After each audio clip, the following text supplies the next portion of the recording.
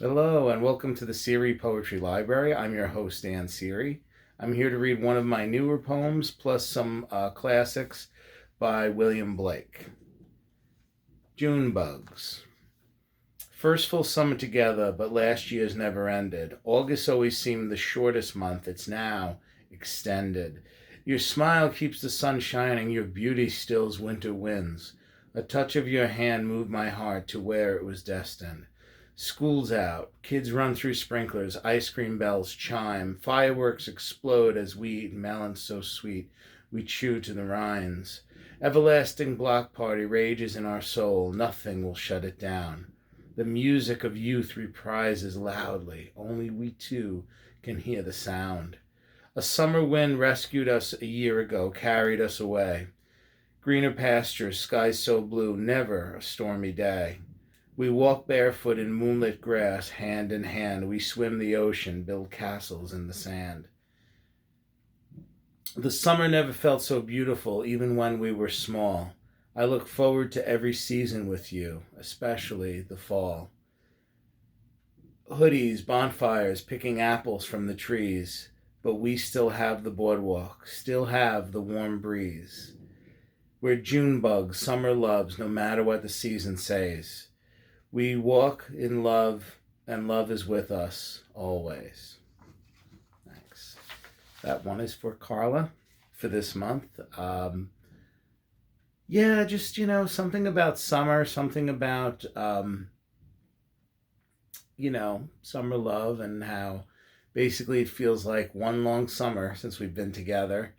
And it is just as warm and beautiful today as it was over a year ago. I love you, Carla. I was supposed to record this video last week. There was a problem with the video, and I just finally got around to it. So, better late than never. Okay, we're going to read a few from this monster here. This is Romantic Poetry and Prose, Oxford Anthology. Not usually at random. I just picked a few that I liked from Blake. My first introduction of Blake would be Tiger, that poem. That's one that we read in school, in middle school, I believe it was. And I knew it because I saw it on an episode of Star Trek where Spock actually recites the poem. And then a couple of years later, I read Watchmen, which it's a great book. And it was referenced again in that. But I love some of his other poems. This one is To Spring.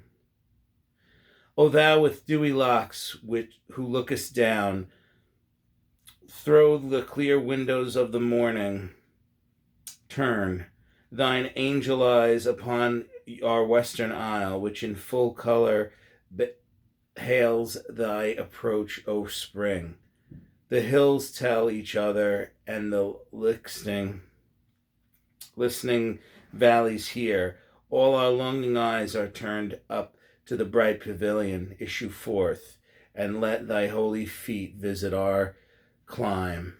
Come o'er the eastern hills, and let our winds kiss thy perfumed garments. Let us taste thy morn and evening breath. Scatter thy pearls upon our lovesick land that mourns for thee.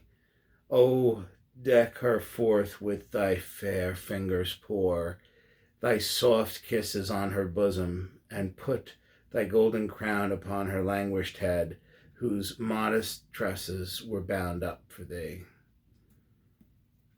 To the evening star. Thou fair-haired angel of the evening, now while the sun rests on the mountains, light thy bright torch of love, thy radiant crown. Put on and smile upon our evening bed. Smile on our loves, and while thou drawest the blue curtains of the sky, scatter thy silver dew on every flower that shuts its sweet eyes. In timely sleep let thy west wind sleep on the lake, speak silence with thy glimmering eyes, and wash the dusk with silver. Soon, full soon, dost thou withdraw Then the wolf rages wide, and the lion glares through the dun forest. The fleeces of our flocks are covered with thy sacred dew. Protect them with thine influence. And we're going to read one more song, also by William Blake. How sweet I roamed from field to field and tasted all the summer's pride, till I the Prince of Love beheld, who in thy sunny beams did glide. He showed me lilies for my hair and blushing roses for my brow. He led me through his gardens fair, where all his golden pleasures grow. With sweet May dews my wings were wet, and Phoebus furred my vocal rage. He caught me in the silken net and shut me in his golden cage. He loves to sit and hear me sing, then laughing sports and plays with me, then stretches out my golden wing and mocks my loss of liberty.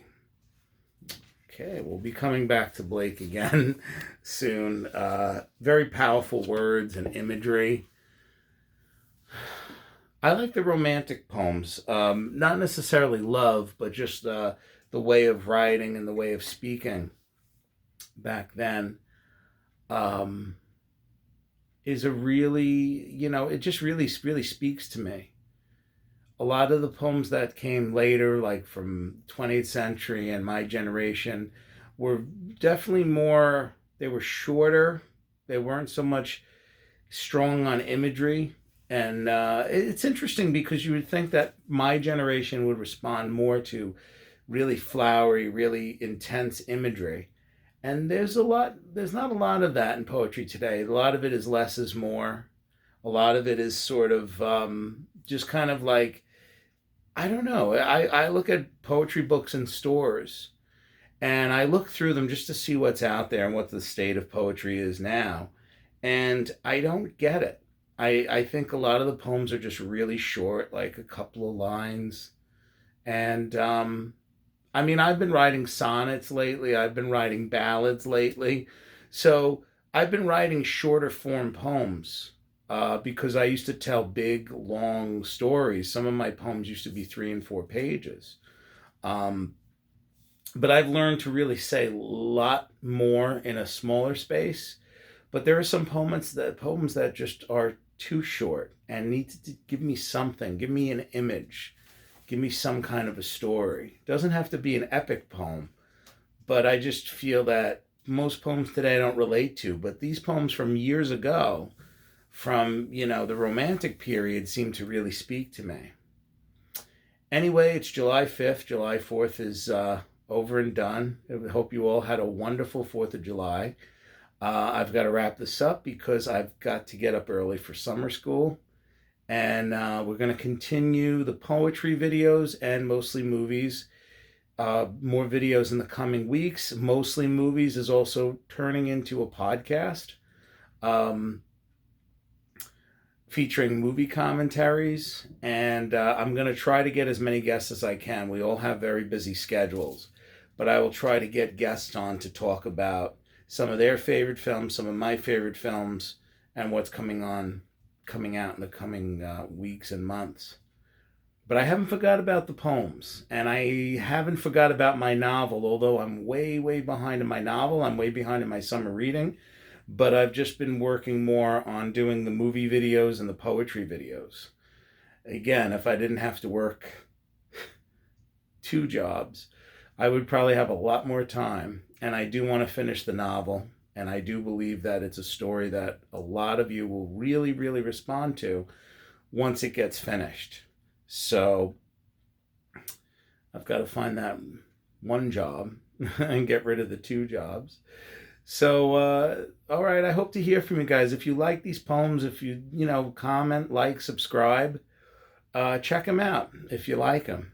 And if you have any questions about poetry or how I do what I do, my process of poetry writing, novel writing, screenwriting, movie reviews, my style of doing things, just let me know, because I'm always willing to reach out and help writers. Now, I won't write it for you, but I can help you and give you advice, because a lot of times people have asked me to rewrite their stuff, which I feel kind of uncomfortable doing. I feel that everybody has their own voice and their own way of doing it.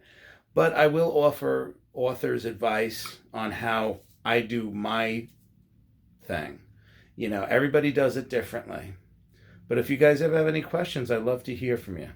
All right, thanks, everybody. Enjoy. If you're off tomorrow after July 4th, enjoy your day off. The rest of us are all going back to work.